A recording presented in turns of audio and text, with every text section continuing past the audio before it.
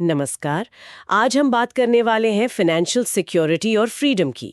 हमारे पास ना कई सारे लेख और कुछ डिस्कशंस हैं जो पैसे बचाने, बजट बनाने, निवेश करने पर बात करते हैं। और एक दिलचस्प दुविधा भी है कि अपना पैसा बिजनेस में वापस लगाएं या नहीं। तो हमारा मकसद है कि इन स्रोतों से जो ज़रूरी बातें हैं वो निकाल कर समझें, ताकि अपने फाइनेंशियल फ्यूचर को लेकर एक अच्छी तस्वीर बन सके। चलिए शुरू करते हैं। देखिए, फाइनेंशियल फ्रीडम का मतलब सिर्फ ये नहीं कि बहुत सारा पैसा हो। जैसा कुछ जगहों पे कहा गया है, असल मतलब है कि पैसे की चिंता न हो, अपनी ज़रूरतें और शायद कुछ इच्छाएं भी पूरी कर सकें, वो आज़ादी। तो पहला कदम क्या है? लगभग सभी स्रोत कहते हैं बजट बनाओ। बहुत आसान भाषा में, अपने खर्चों पर नज़र रखो, पता हो कि पैसा आ कहाँ से रहा है, जा कहाँ रहा है। हाँ, और फिर वो 50-30-20 नियम की बात आती है। मतलब 50% जरूरतों पर, 30% चाहतों पर और 20% बचत या कर्ज चुकाने में। ये एक ठीक ठाक गाइडलाइन हो सकती है शुरू करने के लिए। सबकी सिचुएशन अलग होती है, वो तो है ही। हाँ बिल्कुल, ये एक अच्छा स्टार्टिंग पॉइंट है। और बचत को आदत बनाने के लिए ना, उसे ऑटोमेट करना बहुत काम होता है। मतलब जैसी सैलरी आए, एक फिक्स्ड अमाउंट सेविंग अकाउंट में चला जाए, ऑटो ट्रांसफर। और हाँ, एक इमरजेंसी फंड, ये बहुत ही जरूरी चीज है। कोशिश होनी चाहिए कि कम से कम 3 से 6 महीने के जो जरूरी खर्चे हैं, उतना पैसा अलग रखा हो। ये मुश्किल वक्त में, जैसे नौकरी चली गई या कोई मेडिकल इमरजेंसी आ गई, तब बहुत सारा देता है। सही कहा। और हाँ, फालतू खर्चों में कटौती करना और जो महंगे कर्ज हैं, जैसे क्रेडिट कार्ड वाले, उनको पहले निपटाना। कुछ लोग वो डेट एवलांच मेथड की बात करते हैं। मतलब सबसे ज्यादा ब्याज वाला कर्ज पहले खत्म करो। बिल्कुल, कर्ज का बोझ कम करना बहुत जरूरी है। अच्छा, अब बचत तो हो गई, लेकिन सिर्फ पैसा बचा के रखना काफी है क्या? यहीं से तो बात इंटरेस्टिंग होती है, निवेश की। हाँ। निवेश मतलब आपका पैसा आपके लिए काम करे। और इसमें सबसे अच्छी बात क्या है? जितनी जल्दी शुरू करो और लगातार करते रहो, उतना ज्यादा फायदा। वो कंपाउंडिंग वाला जादू। हाँ, वो तो है। और निवेश के रास्ते भी कई हैं, जैसे बैंक में एफडी करा ली, वो सेफ ऑप्शन है। फिर पीपीएफ है, लॉन्ग टर्म सेविंग के लिए। एनपीएस है, रिटायरमेंट प्लानिंग के लिए, जो मार्केट से लिंक्ड है। और फिर mutual funds, direct shares, real estate, सोना, बहुत कुछ है।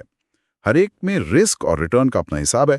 इसीलिए कहते हैं डाइवर्सिफाई करो। डाइवर्सिफाई मतलब अपना सारा पैसा एक ही जगह मत लगाओ, अलग अलग चीजों में बांटो, ताकि अगर एक जगह नुकसान हो तो दूसरी जगह से कवर हो जाए, रिस्क कम हो जाता है।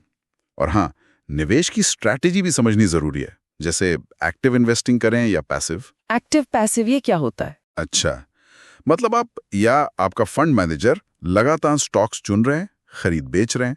पैसिव मतलब आप बस मार्केट के एवरेज रिटर्न के साथ चल रहे हैं, जैसे किसी इंडेक्स फंड में लगा दिया। फिर ग्रोथ इन्वेस्टिंग है, वैल्यू इन्वेस्टिंग है।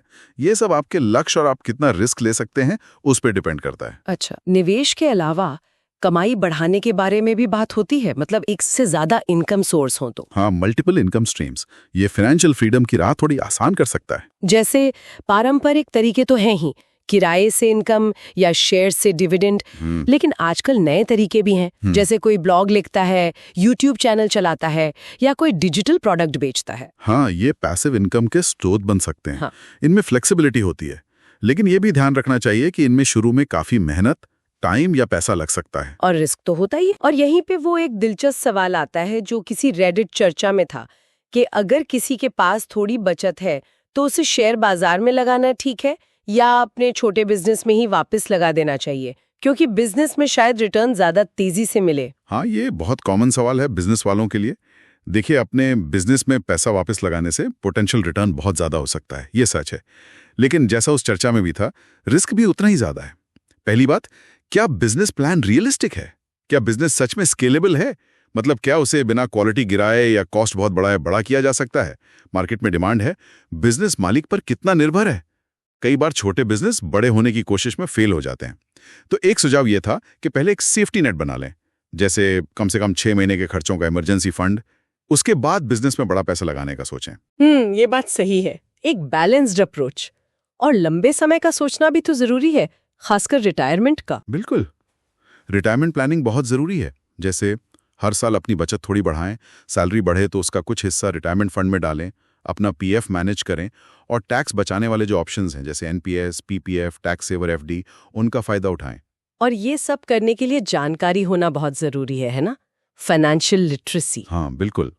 अपने फाइनेंस के बारे में सीखते रहना, किताबें पढ़ना, कोर्स करना, एक्सपर्ट्स को फॉलो करना।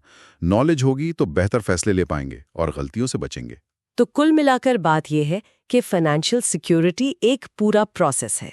इसमें बजट बनाना है, बचत करनी है, सोच समझकर निवेश करना है अलग अलग जगह, कर्ज को मैनेज करना है, हो सके तो कमाई के सोर्स बढ़ाने हैं और लगातार सीखते रहना है। अपने बिजनेस में पैसा लगाना एक पावरफुल मूव हो सकता है, पर उसके रिस्क को ठीक से समझना बहुत जरूरी है। हाँ, और जाते जाते एक सवाल श्रोताओं के लिए सोचने को छोड़ जाते हैं।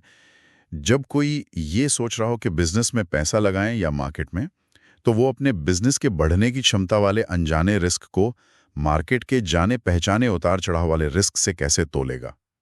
ये फैसला कैसे करेगा कि अपना ज्यादातर पैसा कहाँ लगाना सही है?